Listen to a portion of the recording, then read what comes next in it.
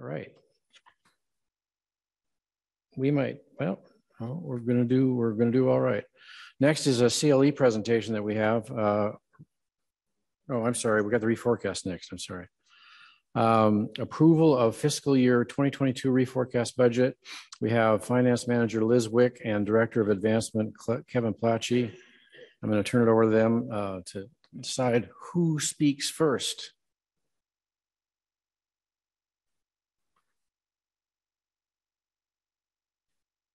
Thank you, President Tollefson. Liz Wick will kick the presentation off, and then a portion of it will come to me, and then we'll go back to Liz.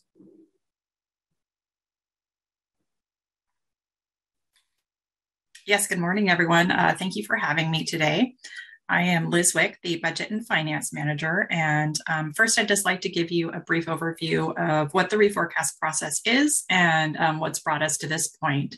So once a year, we do our annual budgeting, and starting 2 years ago in 2020, we added to that an annual mid-year check-in of our budget to make sure we're on plan.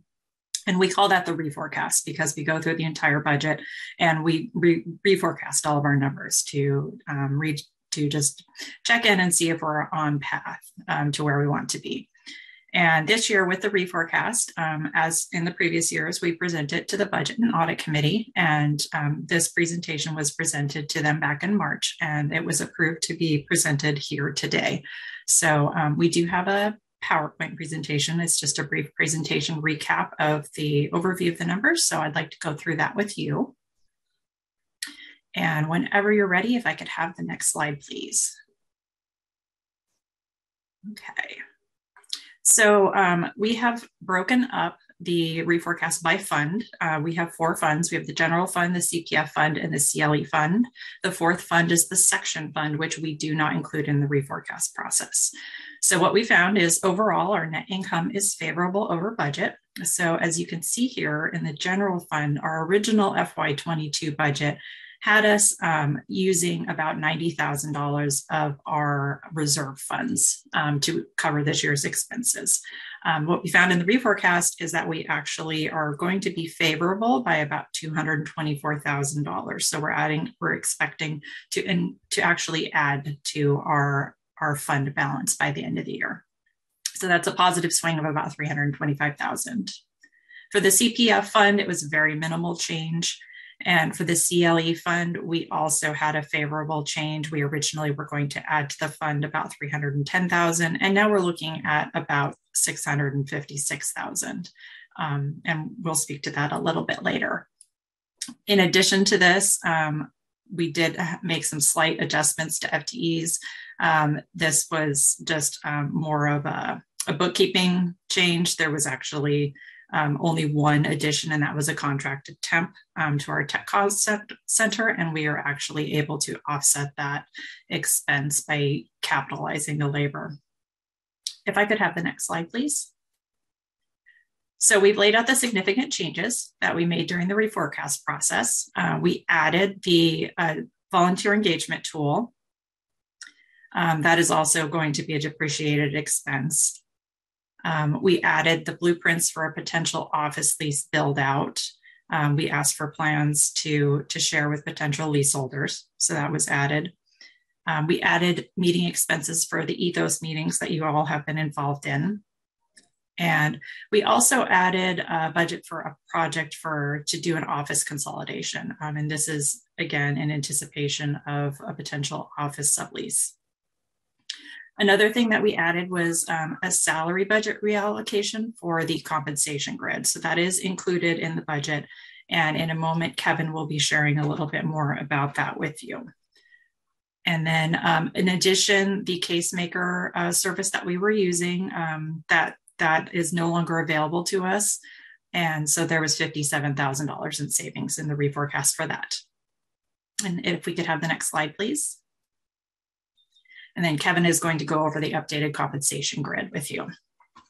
Okay, thank you, Liz. Excuse me. I am going to be speaking about the compensation topic specifically, and then hand it back to Liz to complete the overall reforecast presentation. Excuse me. So as part of the Reforecast presentation in March that Liz was talking about, Liz and I provided a fairly detailed update on the compensation grid and procedures to the Budget and Audit Committee before the committee voted to send the Reforecast to the board. At that time, representatives from Gallagher Consulting, who was the consulting firm who was the basis of the compensation grid, who did the a fairly thorough compensation study, was at that meeting of the Budget and Audit Committee and were present to answer questions of the committee. So for a little more background, as you're all aware, we commissioned a compensation study several months back from Gallagher Consulting with the intention of taking a comprehensive look at our employee compensation with the goal of ensuring that our compensation is in alignment with our compensation plan and philosophy, and also with the market.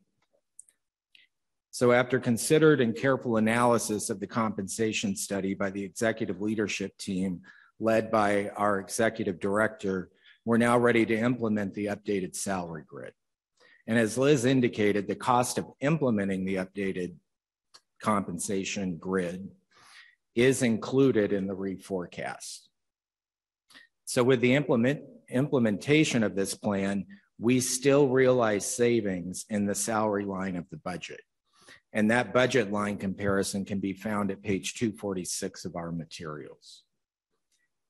One of the primary lenses we approached this project through was to stay true to the WSBA compensation plan from 1995 and our compensation philosophy, which was most recently revised by the board in July of 2020. And both of those are included in the materials starting at page 297.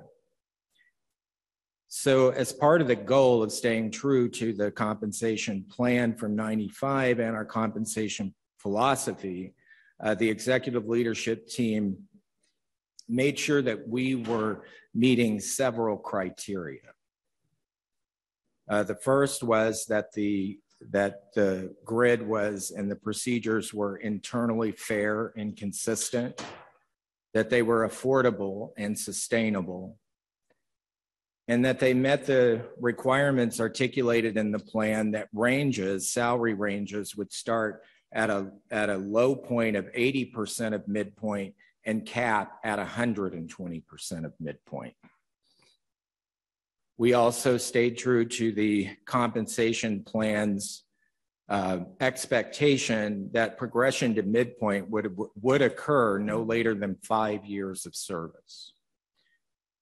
So in establishing the procedure, we're adopting a tenure-based step approach, and that approach will bring transparency to the salary increase process for employees, the board, and other interested stakeholders.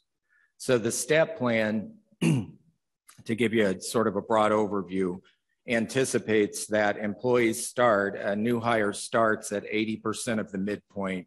Within 5 years, they can expect to reach midpoint, and another 13 years after that, they can progress through at a slower pace to reach their 120% point of mid-cap, which would be their salary cap.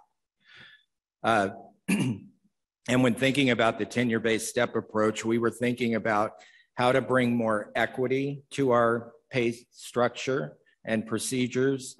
And this approach will ensure a more equitable outcome for compensation because it removes subjectivity and bias from the process. And as I mentioned before, this compensation procedure was built into the Reforecast and still recognizes modest savings in the salary budget for the current year. And the reason for that is because the cost of implementation of the updated grid was around $130,000. We realized $150,000 in savings in the salary line because of open positions. So the offsetting savings more than compensated for the implementation of the grid. And I think I can stop there. Maybe before we go back to Liz, I will see if there's any questions over that particular subject before we turn it back to Liz to finish up the overall reforecast.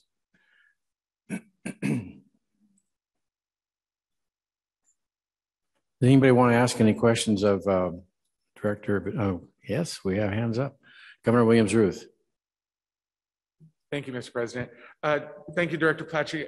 And just because I'm a huge fan of just complete and total transparency, are we saying that once someone has been here and worked for the Bar Association for 17 years, that pretty much that's it? They can just plan their retirement, that this is going to be, you know, if they continue to work for another 30 years, that's where they are, that they're capped out, there's no place to go?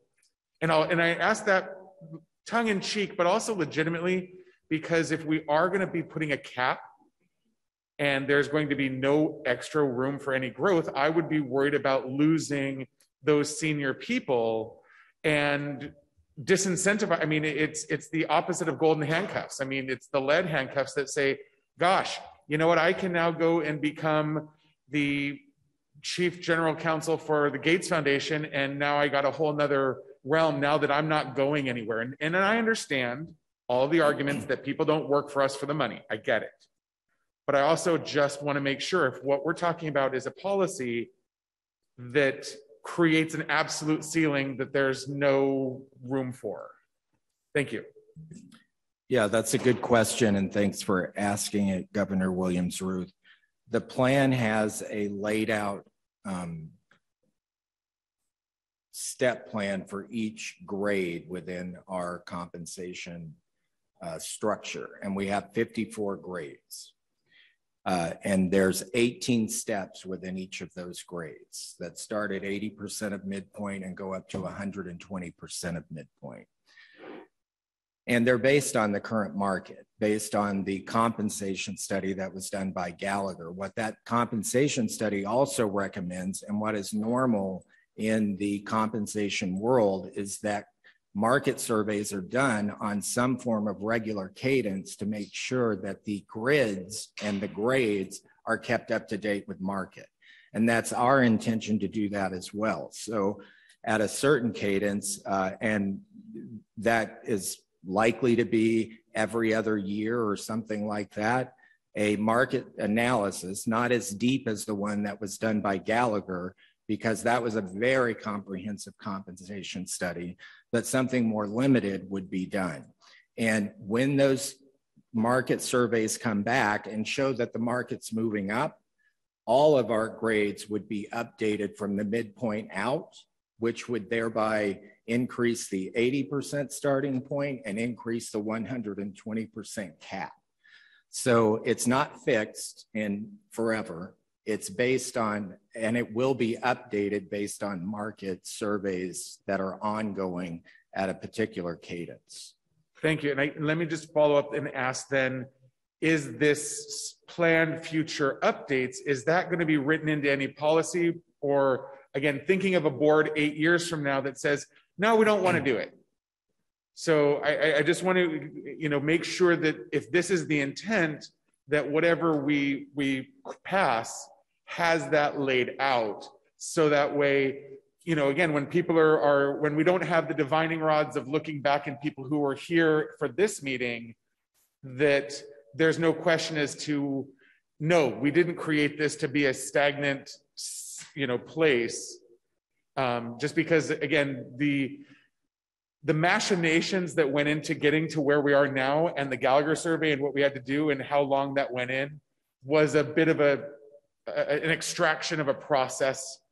And so if it's our intent to have this be regularly updated, I would hope that that's going to be something that we can have voted on, approved, and then be able to point to future board members. Will be able to point to it and say, see, this is what we're intending when this was done, not that this is going to just be a cap that doesn't ever move. Yeah, another good question. And this is already anticipated in the compensation plan, because the compensation plan says that pay will stay competitive. And what that would mean, and at least in the HR world, what that would mean is that it stays competitive by doing updates to the market. So it's and built. I'm sorry, I have to interrupt, but it scares me that we use language like stay competitive, when if what we mean is there will be, periodic at a time. I just want to make sure that given where we are, where there may be other governors that don't want to do these things, and they can say, well, we're staying competitive because we picked up the Puget Sound Business Journal and we looked at it. That's all I'm saying, is that I just want to make sure we're going to be absolutely clear with no room for interpretation when there are different people sitting in these seats 5, 10, 15 years from now. Yeah, and so if you take a look at the compensation plan, it does, I don't have the exact verbiage, which maybe I should. I have it if you want me to jump in. Yeah, if you could, Tara, that would be Sure. great. Executive Director Nevitt. Thank you. And I had my hand up because I also wanted to point out, and I appreciate the questions as well. And I appreciate the acknowledgement that this is a sensitive topic. It's been a sensitive topic. And I think it's one where I think it is really important to have sort of clarity about what's going to happen and what the various decision-making roles are. So I really appreciate the conversation. One thing I wanted to point out is that 120% cap, that is in the compensation policy. So our hands were tied by that. And if that's something the board wants to discuss further, I just wanted to recognize that that's in the policy. So the other thing that it says in policy with regard to what we're talking about now, it says that to maintain the WSBA compensation, ongoing evaluation must take place. As with the creation of this plan, both external and internal data sources must be reviewed in a routine and systematic fashion. And then in terms of external analysis, it says periodic salary surveys will be conducted on an ongoing basis to assure the compensation plan remains current with the market. This external analysis will help determine annual increases to midpoint of job grades as noted above. Data from professional association surveys and regional surveys, as well as local market review, will all be used to evaluate the current structure and salary ranges. Governor McBride had a question. Great. Thank you, Mr. President. Kevin, just a quick question to clarify. So the steps are tenure-based, but the grades, the promotion between grades or movement between grades will be a discretionary decision by management. Yeah, movement along the steps is time-based, but promotions and things like that would be handled normally. That would be at the discretion of management. Thank you. Anybody else have any questions for Director Platchey? I have a question, and I don't know if either of you folks that are presenting can answer it. Is there a built-in cost of living component or no? It's not a built-in cost of living. It would be at the same at the cadence that the markets. It's really what would keep the grid up to date is the market updates. There's no built-in cost of living. Okay, I was just going to say some organizations have automatic COLA. I mean, I don't know if the city of Seattle does, but a lot of other governmental agencies do. Yeah, this is based on steps and movement through the grid, and there's no cutout for rather other than movement through the steps. There's no cutout for an automatic additional cost of living. But in the movement through the steps up through the first 5 years, the movement is 4% annually. So it's because it's based on midpoint. So the first step is 84% of midpoint. The next step is 88. Next is 92. So it's moving at a fairly good cadence up to midpoint. Thank you. Any other questions for Director Platchey? Our treasurer, Peterson. Yeah, no, I mean, what we've done, or actually what other people have done is just kind of the way things usually work. Typically, I believe, and we'd have to talk to people, but I think typically businesses do do a market check every 2 or 3 years. And I would assume we would, do that every 2 or 3 years. As to, Governor Williams' Ruth concern, I mean, that's a good concern. I mean, could a board 5 years from now, do something radical or change the policy or something like that? I mean, that's always a possibility, but all we can do right now is let's do it right, right now, and hope for the best going forward.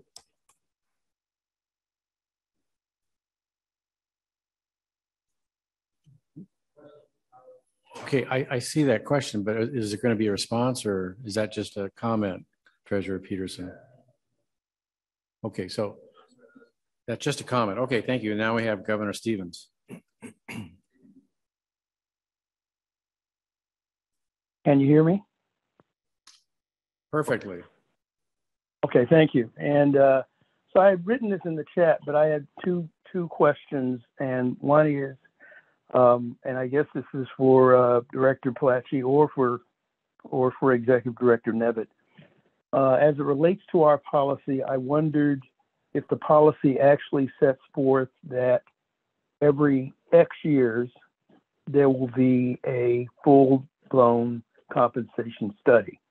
And I'm not going to try to divine what's best for what X looks like. I don't know if it's 3 years or 5 years. So that's one of my questions. And of course, I'm saying if we don't have that, my question for the board is, should we? And I'm not talking about doing that this meeting, but if that's something that's appropriate, then should we take that up? That's the first part. The second part is, I'm wondering if I'm mistaken, but I'm under the impression that as it relates to cost of living adjustments, I believe, or is that something that we actually, through the budget process, take up on an annual basis, whether or not? And if we do, then what that recommendation is for cost of living adjustments, and that's factored into the budget for that next year. So I'm asking somebody to. Executive Director Nevitt, do you want to respond? Well, I wanted to give my perspective on the first one, and then I'll let Director Platchey also weigh in. So the policy does not specify a certain number of years. And my perspective would be, I think that's okay. And in fact, I think it's preferable. The way I read it, the executive leadership team and I have some flexibility to do the surveys when we think it's appropriate. And I think I like the flexibility because, there can be fluctuations in the market that may make it wise to do one sooner or do one later rather than being bound to a particular time frame. So I think it's good to have that flexibility in the policy. I also wanted to note that there are sort of two forms of studies or adjustments. One will be done much more frequently, and that's just a quick look at what are salaries doing right now, and that will be used to inform our annual budget requests. The one that we just did is not that. The one we just did is a deep dive, comprehensive look at all of our roles and how they compare to the market. And that one, I think, is the one that you can expect to be done less frequently. I think the cadence that has occurred in the last few decades is once every 10 years. I'm not sure if that's the right frequency or not, but certainly it wouldn't be done every year or even every other year. It would be less frequent than that. Kevin, do you want to add anything? I don't have a lot more to add to that. Governor Stevens, did you have another question?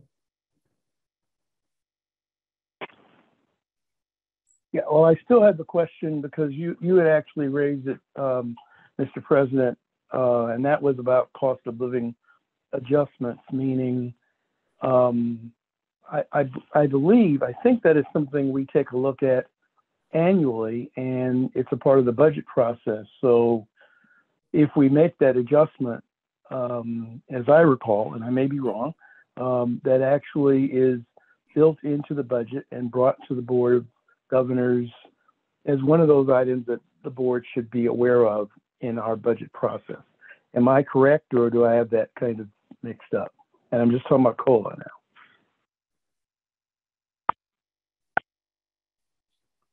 Who wants to answer? To me. Well, I think the grid itself doesn't contemplate a cost of living increase. As it sits today, if there were circumstances, I assume, and Executive Director Nevitt, jump in if I'm going off track here, but I would assume if there were circumstances where we wanted to build in a cost of living increase to augment the grid, that would be brought in a budget request in the annual budgeting process. Yeah, I would just add, I mean, the way that we see this working is every year, the executive director is responsible to set salaries, and the executive director is responsible to ensure that a proposed budget is brought forward to the budget and audit committee. And so as part of both of those responsibilities, every year when we bring forward the budget, we will ask for a certain amount of money for salaries. And some of that will be for updating the grid, and some of it will be for marching people through the steps. Some of it may be for adding positions or promotions. And, I hope that with this grid that really emphasizes, frankly, a fairly non-discretionary and transparent approach, we will be able to be a lot more transparent with the board about how we arrived at the specific budget number. And then I want to come back to sort of the language. I think, you might hear Kevin and I dancing a little bit around some reluctance to use the language COLA, because I think our policies don't provide for an annual cost of living adjustment. Our policies are, and again, these are board approved policies. The board approved policies are oriented around market competitiveness. So we don't really speak in terms of COLAs. What we speak in terms of is we will periodically check in with the market and we will adjust the grid appropriately. In some ways, maybe it's not all that dissimilar from a COLA, but we're not using that language because that's not what's in the policy. Anybody else have any questions? Treasurer Peterson, question or a comment? This would be a comment, President Tolleson.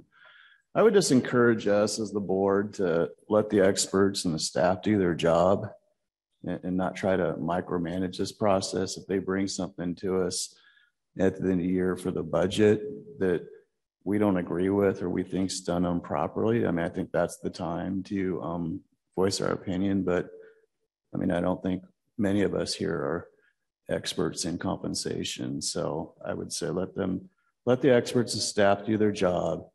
And at the end of the year, there's questions as to what they proposed or what they brought to us. That would be the right time to raise those concerns. Thank you.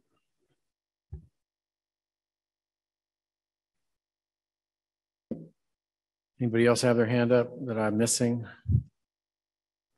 And then if I understand, Liz Wick is going to finish the presentation, correct? Yes, thank you.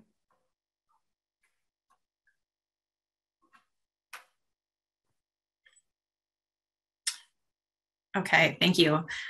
So my remaining 3 slides are just some detail behind the numbers we've already discussed. The main focus on this slide is going to be the bottom line. When we originally did the FY22 budget, these are the fund balances that we projected we would have at the end of FY22. So you can see the general fund was 6.7 million, CPF funds 4.5, sections a little over $1 million, and CLE just under $1 million. And if you could go to the next slide, please. This is what we projected in the reforecast. So now we are anticipating at the end of FY22 that the general fund will have just over $7 million. And the CPF fund will have about 4.5 million sections. The same, we did not reforecast, and the CLE will now have about 1.1 million. And just as a side note, the general fund totals do include over 2.5 million of restricted funds. And then next slide, please. My final slide is just to show you a comparison of the original FY22 budget there in the first column against the reforecast there in the middle column. So again, if you look at the bottom, you can see that the fund balance was originally projected to be 6.7 million at the end of the year, but we now believe at the end of FY22, our general fund will have a balance of just over 7 million. So that is the end of our presentation. And the remaining information is just all of the detail behind it if you'd like to go through that.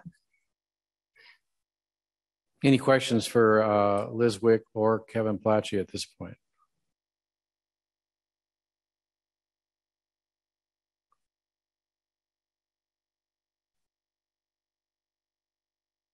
Sometimes you just have to speak up if I... No? Okay. Oh, we have Governor Stevens.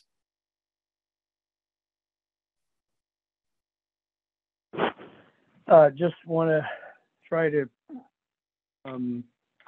stay with the notion of thanking staff for the good work they've done and trying to do that along the way. So thank you, Kevin, and thank you, Liz, and of course, thank you, Executive Director Nevitt, for this presentation, and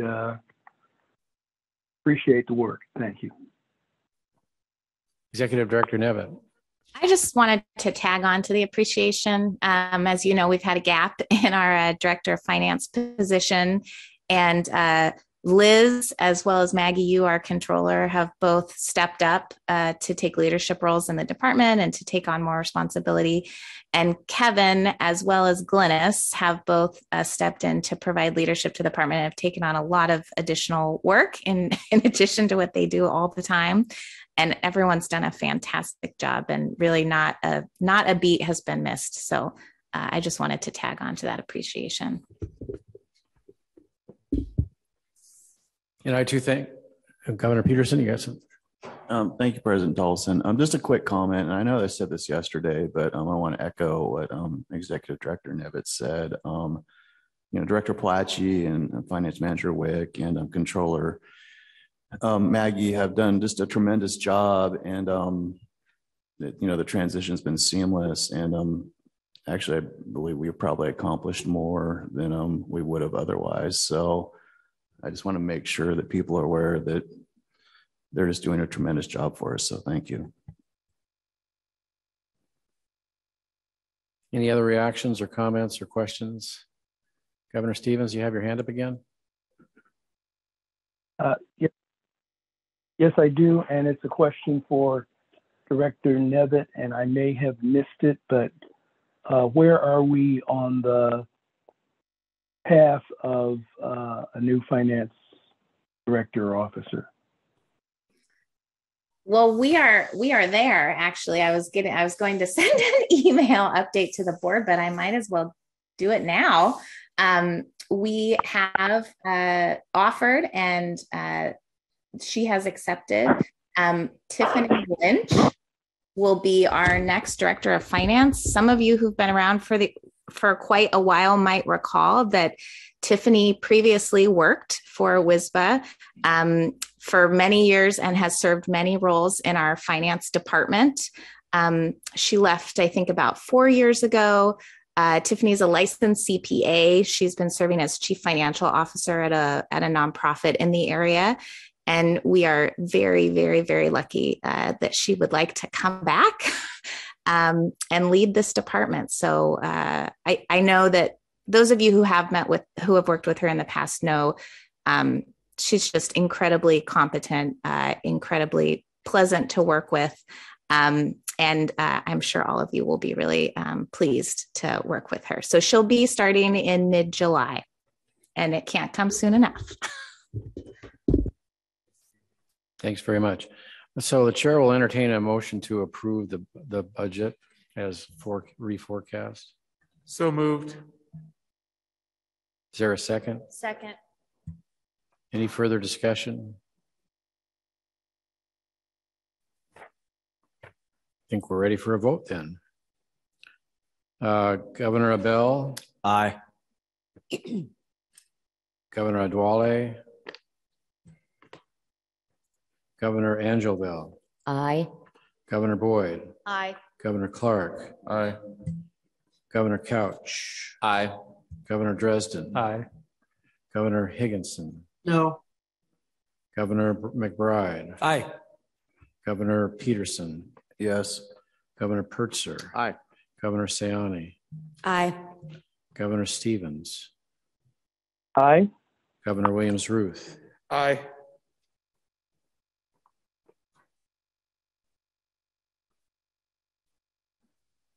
I have 12 voting in favor of the approval, 1 no vote, and 1 not voting. Is that what Executive Director and Council Shanklin have? Yes.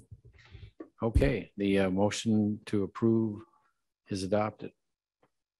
I want to thank everybody for their questions. I want to thank everybody for their comments, and I especially want to thank our presenters and the whole finance staff for all the hard work that this is.